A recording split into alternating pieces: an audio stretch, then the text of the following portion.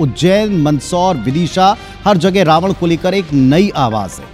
कहीं रावण दहन का विरोध भी दिखता है तो कहीं रावण की पूजा तक हो रही है। आखिरकार रावण दहन परंपरा है या इस पर अब कोई सियासी नया एंगल, नया सिर जुड़ रहा है? देखिए।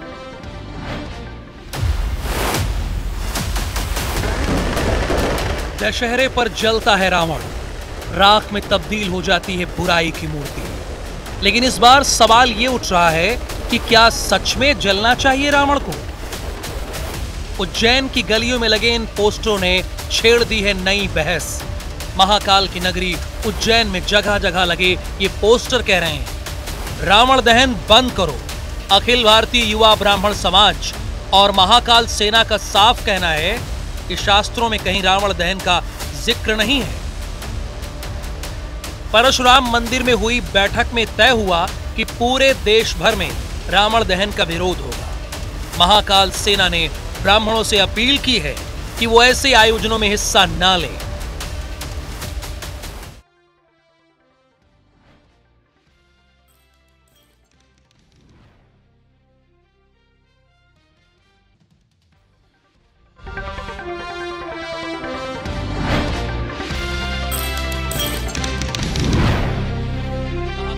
के संरक्षक महेश पुजारी कहते हैं कि रामायण या इतिहास में कहीं नहीं लिखा है कि रावण का पुतला जलाया जाए। उनका सवाल है कि जो सच में राम जैसे है वही करे रावण दहन। रावण एक विद्वान है।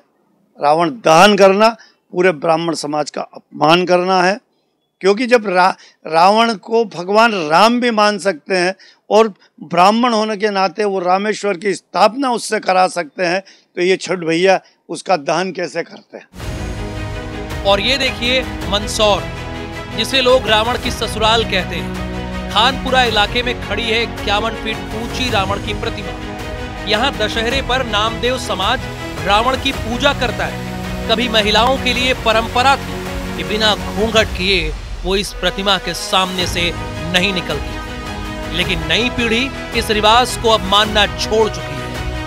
शास्त्रों में मंदसौर को रावण की ससुराल नहीं बताया गया, लेकिन आस्था और मान्यताओं ने इस शहर को रावण से जोड़ दिया है। अब बात विदिशा की, जहां एक गांव का नाम ही है रावण गांव। यहां रावण बाबा का मंदिर है, जहां पूजा अर्चना की जाती है। गांव वाले मानते हैं कोई भी शुभ काम रावण की नाभि पर तेल चढ़ाए बिना पूरा नहीं होता। यहाँ रावण को भगवान से भी ऊंचा दर्जा मिला है। लोग अपने वाहनों पर लिखवाते हैं जय लंकेश।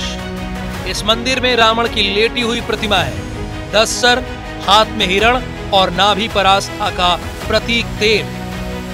तो तस्वीर साफ है। एक और है उज्जैन, जहां रावण दहन के विरोध में ये पोस्टर लगे हैं। दूसरी ओर है मंदसौर और विदिशा, जहां रावण की पूजा होती है। दशहरा जब अच्छाई पर जीत होती है बुराई की हार से, लेकिन इस बार अच्छाई और बुराई की परिभाषा पर ही खड़ा हो गया है बड़ा सवाल। Bureau report, IBC 24।